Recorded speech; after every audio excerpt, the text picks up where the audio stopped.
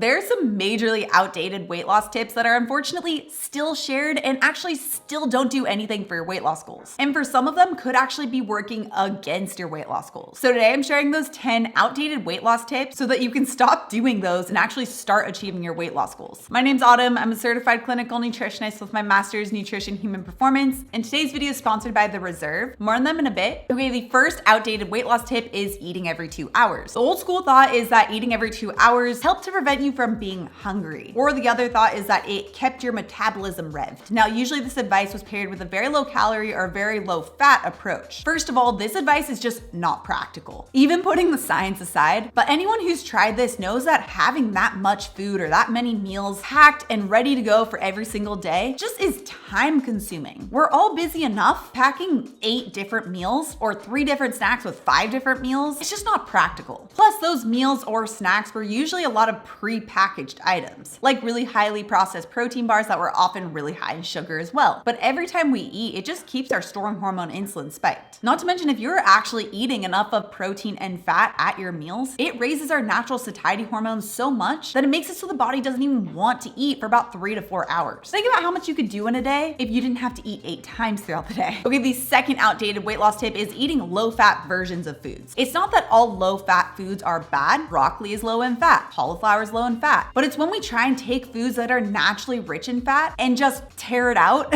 that's when some problems can come into play. Now, the old school thought on this was that fats are higher in calories per gram, so we should just really greatly reduce it. But the problem with this is that ultimately just eating low-fat versions of things makes it so that you never really get full. Hence why people are eating every 2 hours with this. When protein and fat are combined, like in naturally protein and fat rich foods like dairy products or meat products, it naturally raises 2 really important satiety hormones, peptide YY and CCK, that tell our brain we're full, we're satisfied, and we don't need to eat for like 3 to 4 hours, which then completely eliminates the need for all of those little snacks. The third outdated water tip is to just keep drinking water. Keep drinking it. If you get hungry in the slightest, drink water. The old school thought is that it stops hunger, which yes, if you are dehydrated, that could be helpful. But if you're just constantly drinking water, in order to remedy the issue of just not eating enough for your body's needs, eventually biology kicks in and ramps up our cravings so much that we look for the fastest and easiest energy source, which are rich in sugars and starches. So that's why with this methodology, at some point you might just walk past a pizza parlor and get an entire pizza. Plus, drinking too much water can cause an electrolyte imbalance and lead to hyponatremia. Instead, drink enough water. That's important. Make sure to balance it with electrolytes, but don't just always use water to prevent you from eating. The fourth outdated weight loss tip is to use sugar-free versions of sugary foods. One classic example is like the sugar-free syrups in coffee and tea. Oftentimes what's used in these sugar-free syrups are usually artificial sweeteners, and admittedly, there are a lot of mixed results on whether or not artificial sweeteners are actually helpful or hurting your weight loss goals. My theory for why some people who are using artificial sweeteners aren't losing weight is because even though these artificial sweeteners don't contain sugar, it's still really, really sweet. When we taste something really sweet, it just keeps us craving more sweet foods. So rather than craving the plate of scrambled eggs that's rich in protein and fat to keep you satisfied and give you enough protein to achieve a body recomposition goal, you might start to crave other less nutrient dense options like zero sugar cereals. This is why instead of buying the zero sugar sweetened coffees and teas, I prefer to just make it at home. That way I actually have control of what I'm putting in. I'll use heavy cream or half and half, maybe coconut cream, to add a little bit of richness and flavor to my coffee without the sugar. That way I don't crave more sugary foods later in the day. And if you love matcha lattes, it's actually really easy to make at home without any sugar. Like with today's sponsor, The Reserve. The Reserve makes a lot of organic superfoods that don't have any sugar. Plus their organic matcha is ceremonial grade and really easy to make into a zero sugar matcha latte. In fact, I've shared my own recipe in the past using The Reserve. I'll have it linked right up here as well as in the description below. They also have a ton of superfoods and superfood blends that you can add into your smoothies, smoothie bowls, and coffees, like their mushroom blend and their immunity booster blend. I'll add their maca or spirulina and throw that into my smoothies for an added boost. They also have different flavored matchas like their vanilla matcha and a ton of other different flavors. And just for my viewers right now and for the next month, you can get 50% off all of their products when you use my link below. This includes their organic matcha, maca, spirulina, mushroom powders, and their immunity blend. Your 50% discount is automatically applied at checkout when you use my link, so make sure you check out the link below to get 50% off on all of your matcha and superfood products at the Reserve and stock up for the new year. Okay, the fifth outdated weight loss advice is just eat salad. Now, there's nothing wrong with a salad per se, but a lot of people do it wrong, and it's not necessarily good advice for everyone. So a lot of people aren't adding protein, or they're just not adding enough protein. They'll add grains or croutons, and then they don't add fats. Ultimately, this type of salad is not going to make you feel full and satisfied, and it's going to leave you craving a fast source of energy like a piece of chocolate after lunch. Not to mention, if you have gut health issues, eating a lot of raw vegetables is really hard to break down and can ultimately lead to more bloating. If you're going to eat a salad, make sure you're doing it right. I actually break down the most common mistakes and what to do instead with this video right up here. Okay, the sixth outdated weight loss advice is just do a ton of cardio. Now, the previous thought is that cardio burns the most calories, so it must be the best option. But cardio is actually not the best exercise from a weight loss and even maintaining that weight loss perspective, because cardio doesn't really do much for increasing or even for maintaining muscle mass. And having enough muscle mass is really crucial to help prevent insulin resistance. Not to mention, a lot of running typically increases hunger and cravings. Again, making it really hard to bypass that whole pizza. So instead of lacing up your shoes and doing like an hour run every single day, try doing a couple days of cardio and add in 3 to 5 times per week of resistance training. This helps you to not only maintain but even slightly increase your muscle mass while helping you to lose body fat. Okay, the seventh outdated weight loss advice is that if you're going to have a treat, eat less earlier in the day to save your calories for that treat. The idea was that you'd eat a little bit less earlier in the day in order to save that 300 calories for the donut you want. Now, here's why that doesn't work. Sugar is highly addictive, so once we start eating it, it can be difficult to stop. But also, if you were to actually have your normal meal before you have your treat, so you have enough protein before that treat, this has actually been found to stabilize your blood sugar levels and even have a lower storing hormone insulin response than if you're to just have that treat on its own. Okay, the eighth outdated weight loss tip is to use smaller plates. The old school thought was portion control. Again, simply just cutting down on the amount that you're eating, not really addressing the hormonal shifts into using fat burning in the body. Just eating less will make you hungry, and eventually we will give in and we'll eat those fast sources of energy like sugar or highly refined starches. Discipline can work for a little bit, but biology will win. Instead of just trying to eat less, focus on the foods that actually support you to not be hungry, those that naturally reduce hunger by raising our satiety hormones. And that includes high quality sources of protein and fat, especially getting enough protein. Okay, the ninth outdated weight loss tip is to cut out dairy. The old school thought is that dairy causes weight gain, especially full fat dairy. Now, some people do initially lose weight when they cut out dairy, and there are some people who just don't do well with dairy and therefore shouldn't be eating it. But for those who just lose weight initially but don't actually have issues with dairy, often it's because of what they're eating dairy with. Think of what dairy is commonly eaten with: cheese on nachos, milk in ice cream or in a milkshake, cheese and crackers, cheese on pizza. It's often pairing dairy with these highly refined sugars or starches, which are insulin spiking. And when you combine fat, which is in dairy products, with these high sugars or high refined starches, we can reach something called a bliss point. That bliss point almost acts like an addictive behavior and makes it really easy to eat well beyond our body's needs. Where instead, studies have actually found that full fat dairy products are actually protective against obesity. So it's not the dairy products that are the problem, but what dairy products are eaten with. So if you're going to eat dairy, have it in a salad, have it with a cottage cheese bowl, or have Greek yogurt or whey protein in a low sugar protein smoothie. Okay, the 10th outdated weight loss tip is to eat diuretic foods. So diuretic just means water loss. And the old school thought on this is that if you eat diuretic foods, you'll de-bloat and lose water weight. Typically, the food items you'll hear on this include things like asparagus and green tea. Now, what's important to know with this is that losing water weight doesn't actually address fat at all. All that's happening is that these foods are stimulating your kidneys to release water and sodium, which means you're probably going to be a little dehydrated. But yes, losing excess water is good to make sure that there's not excess blood volume that could lead to high blood pressure. But from a weight loss perspective, you don't want to just lose water, you want to burn fat. You can actually get both of those effects of losing excess water and of increasing fat burning by just naturally allowing the storing hormone insulin to dip down. This can be done a variety of ways. One is eating less insulin spiking foods, and another is eating less frequently, but not necessarily less food, with a tool like intermittent fasting. In fact, if you want to test out intermittent fasting, I have a really great video to get you started that you can check out right here. Also, if you're new to my channel and you love the science-backed information, make sure you subscribe right here.